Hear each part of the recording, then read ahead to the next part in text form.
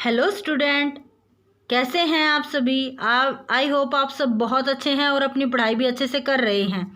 तो चलिए स्टूडेंट, हमने जो पॉलिटिकल साइंस की 12th क्लास की सीरीज चलाई है उसका ये 6th चैप्टर है अंतर्राष्ट्रीय संगठन। यहाँ सबसे पहले आपको पता होना चाहिए कि अंतर्राष्ट्रीय संगठन किसे कहते हैं या क्या होते हैं अंतर्राष्ट्रीय संगठन।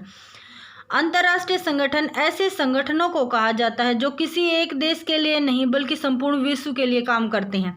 For example UNO, WTO etcetera. UNO की फुल फॉर्म पूछी जाए, यूनाइटेड नेशन ऑर्गेनाइजेशन, संयुक्त राष्ट्र संघ, WTO वर्ल्ड ट्रेड ऑर्गेनाइजेशन, विश्व व्यापार संगठन। ये सभी ऐसे संगठन हैं जो किसी एक देश के लिए काम नहीं करते बल्कि संपूर्ण विश्व के लिए काम करते हैं। अब हमारे सामने क्वेश्चन आता है कि हमें अंतर्राष्ट्रीय संगठनों की क्या जरूरत है, क्यों चाहिए हमें अंतर्राष्ट्रीय संगठन। ये हमारे सामने क्वेश्चन आता है। तो कुछ समस्याएं ऐसी होती हैं जिनको कोई एक देश हल नहीं कर सकता। ऐसी समस्याओं को सुलझाने के लिए अंतर्राष्ट्रीय संगठन मदद करते हैं। जैसे कोई वैश्विकता हो गई, कोई बीमारी आ गई, कोई आतंकवाद ऐसा हो गया, ग्लोबल वार्मिंग जिसको विश्वव्यापी ताप वृद्धि कहते हैं। ये कुछ ऐसी समस्याएं हैं जिससे कोई एक देश नहीं सूझता बल्कि संपूर्ण विश्व इनसे प्रभावित होता है। तो ऐसी समस्याओं का समाधान करने के लिए अंतर्राष्ट्रीय संगठन होने अनिवार्य हैं। इस चैप्टर का इम्पोर्टेंट क्वेश्चन बनता है कि अंतर्राष्ट्रीय संगठन के क्या उद्देश्य होते हैं अथवा संयुक्त राष्ट्र संघ के क्या उद्देश्य होते हैं।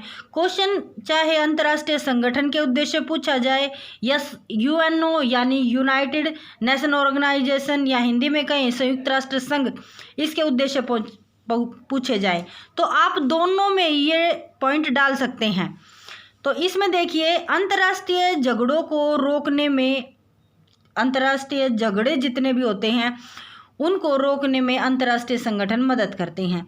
झगड़ों को शांतिपूर्वक सुलझाने में, राष्ट्रों के बीच सहयोग की राह दिखाने में, शत्रुता के दायरे को कम करने के लिए, सामाजिक आर्थिक विकास के लिए काम करना इनका उद्देश्य होता है। विभिन्न देशों की मदद करना, अंतर्राष्ट्रीय संघीय तथा समझौते करना, ये सभी क्या होते हैं, ये होते हैं अंतर्राष्ट्रीय संगठन के उद्देश्य।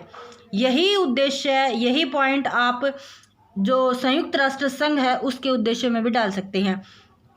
तो उम्मीद करती हूँ स्टूडेंट, आपको आज जो हमने 6 चैप्टर का इंट्रोडक्शन किया है अंतर्राष्ट्रीय संगठन, वो इंट्रोडक्शन आपको समझ में आ गया है। आज हमने इस चैप्टर में इस वीडियो में केवल 3 ही महत्वपूर्ण चीज़ें समझी हैं।